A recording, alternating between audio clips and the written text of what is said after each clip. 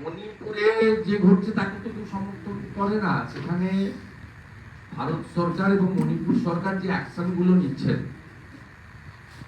Paramilitary force diploid করা থেকে 355 ধারা লাগানো থেকে শুরু করে সব রকমের চেষ্টা তো করছেন। এই রাজ্য সরকারের তো কোনো চেষ্টাই নেই।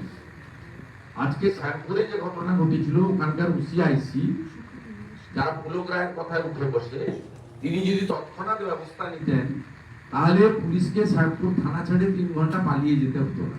স্কুলে ভেঙে দিয়েছে। স্কুলে তো শুধু হিন্দুরা পড়ে না, সব ধর্মের লোক পড়ে, ইসলাম বাচ্চারা পড়ে।